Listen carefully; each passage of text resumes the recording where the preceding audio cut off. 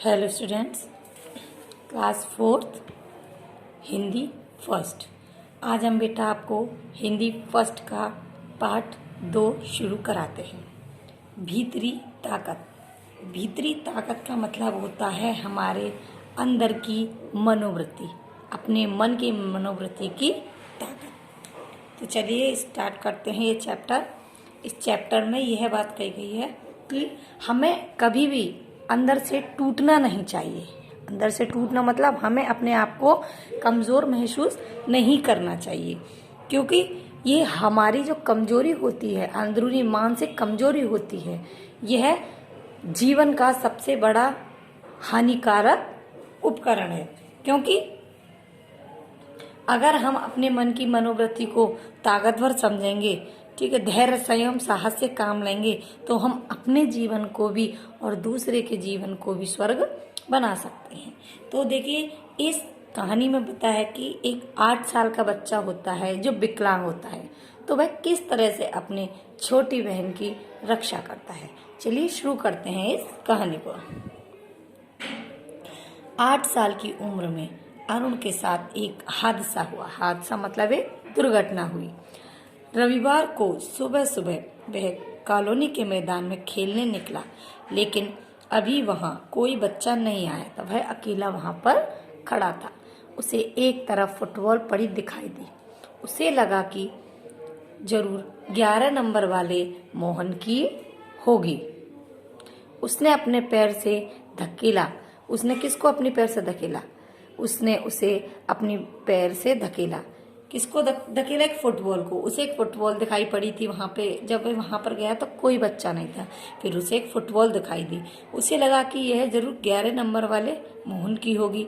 उसने उसे पैर से धकेल दिया तो बॉल पास में खड़े पत्थर से टकराकर जोर के धमाके से फट गई। बॉल फट गई। अरुण के पैरों का निचला हिस्सा पूरी तरह से जख्मी हो गया। निचला हिस्सा जो पैरों के नीचे का हिस्सा होता है, जख्मी मतलब घायल हो गया। कई साल के इलाज के बाद भी उसके पैरों में जान नहीं आई और वह एक विकलांग के रूप में हो गया। अब अरुण ने अपने इन्हीं पैरों के साथ जीना सीख लिया था। वह बहुत हिम्मत वाला लड़का था। शुरू शुरू में उसे जरूर दूसरों की सहायता लेनी पड़ती। वह पहले दूसरों की सहायता लेता था, लेकिन अब वह अपने बल पर ही जीना सीख गया था। कौन सीख गया था? अरुण। अब वह 12 साल की उम्र में वह अपने सारे काम स्वयं करता है। वह माँ का दुलारा, पापा का प्यारा, दादी की आंखों का तारा मतलब बहुत प्यारा, और छोटी बहन मीनू का सुपर सितारा है। वह अपने कामों के लिए परिवार पर निर्भर नहीं रहता। वह अपना काम स्वयं करता है, बल्कि सबके कामों में हाथ बटाता है, मतलब दूसरों की मदद करता है, दूसरे के काम में सहयोग देता है। दादी कहती, आओ अरुण जरा अखबार पढ़कर सुनाओ। माँ कहती, अरुण जरा मेज लगाने में मेरी मदद करो। मतलब सभी उसे अपना काम बताते रहते। पापा की किताबों और फाइलों को सहेज कर मतलब संभाल कर रखना उसका ही काम है, उसका अरुण का। घर वाले भी उसे एहसास दिलाना चाहते थे। एहसास मतलब अनुभव दिलाना चाहते थे कि वह बहुत हिम्मती है और हर काम कर सकता है। वह अपनी पहिए वाली कुर्सी को इधर उधर धकेलता हुआ कहीं भी पहुंच जाता। स्कूल जाने में उसे शुरू में घबराहट होती थी। वह बच्चों के साथ खेल नहीं पाता था। वह शीघ्र ही उसने अपने भीतरी ताकत को, जल्दी ही उसने अपनी अंदरूनी ताकत को सक्रिय कर लिया था। सक्रिय मतलब अपने काम में लगे रहना, सक्रिय कर लिया था उसने। वो मतलब वह पीछे नहीं हटा किसी काम में। उसके इरादों में किसी प्रकार की कमी नहीं आई। वह जिस जिंदा दिल और परिश्रम से जीवन जी रहा था, वह प्रशंसा के योग था। मतलब खुदे दिल से, उसके दिल में कोई भी छोटा बड़ापन नहीं था। एक दिन अरुण की 3 वर्षीय छोटी बहन मीनू चित्रों में रंग भर रही थी।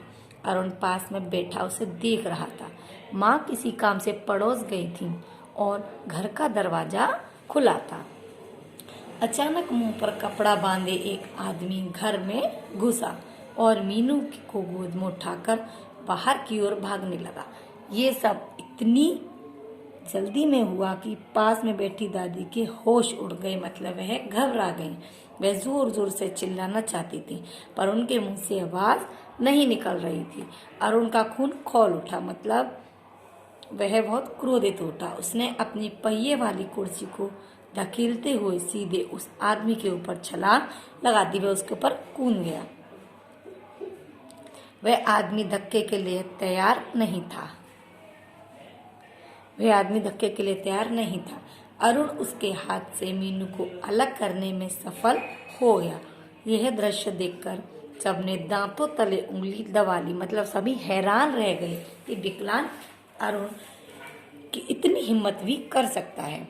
शोर सुनकर सामने के घर से पड़ोसियों के साथ मां निकली, जो वह दूसरे पड़ोसियों के घर गई थी। चोर कूदकर भागना चाहता था पर अरुण ने कुर्सी धकेलकर उसे दबोच लिया। पड़ोसी अंकल ने उसे पुलिस के हवाले कर दिया। चोर को पुलिस के हवाले कर दिया। भीड़ इकट्ठी हो गई थी। सबने अरुण की होशियारी और जिंदा दिली की प्रशंसा की, मतलब उसके अच्छे दिल की प्रशंसा की। पास खड़े सब लोगों ने प्यार से उसकी पीठ थपथपाई। पीठ थपथपाना का मुहावरे का मतलब होता है पीठ थपथपाना, मतलब शाबाशी देना। उसकी आंखों से पानी की धारा बह रही थी। मन खुशी से झूम उठा था। उसकी आंखों से पानी की धारा इसलिए बह रही थी कि वह सोच नहीं सकता था कि मैं इतना बड़ा काम कर सकता हूँ। इस घटना ने सबको अचंभित कर दिया, मतलब आश्चर्य में डाल दिया था कि क्या ऐसा भी हो सकता है। विकलांग अरुण ने इस पर प्रश्न चिन्ह लगा दिया था। वह सोचने लगा, हाँ हो सकता है, यदि मन में सकारात्मक, मतलब किसी के प्रति द्वेष की भावना ना हो, सबके प्रति सबकी रक्षा करनी हो, सबकी सहायता करनी हो तथा कुछ करने का जोश हो, तब कुछ भी काम करेंगे तो सफल ही होंगे। क्योंकि बेटा जब हम अपने मन में दूसरे के प्रति ईर्ष्या की भावना रखते हैं, दूसरे की बुराई भलाई लेते हैं, मन मुटाव करते हैं, तो हम अपनी जिंदगी में कभी आगे नहीं बढ़ सकते। इसलिए हमें सकारात्मक बुद्धि का प्रयोग करना चाहिए। निराश होकर कुछ भी नहीं होता। धैर्य, दृढ़ता, संयम और साहस से सब कुछ संभव हो सकता है। संयम मतलब नियंत्रण, हर चीज का एक अपना संयम होता है बेटा। संभव मतलब जो हो सकता है, कोई काम हम हो सकता है। तो धैर्य, दृढ़ता, संयम और साहस में सब कुछ संभव हो सकता है। तो हमने इस पाठ में कितना सीखा? हिम्मत बनाए रखना सीखा, चुनौती का सामना करना सीखा, किसी की सहायता करना सीखा, परिश्रम करना, धैर्य और संयम से रहना और सकारात्मक बुद्धि का प्रयोग करना। तो चलिए बेटा, आपको आई होप इस पार्ट में आपको कुछ ना कुछ समझ में आया होगा। इसमें केवल एक धैर्य और साहस की बात कही गई है कि हमें अंदर से कभी कमजोर नहीं बनना चाहिए। तो चलिए, ये चैप्टर मैंने आपको रीड करा दिया है बेटा। अब आप इसको रीड करेंगे। ये है आपके शब्दार्थ है आपके, ठीक है बेटा।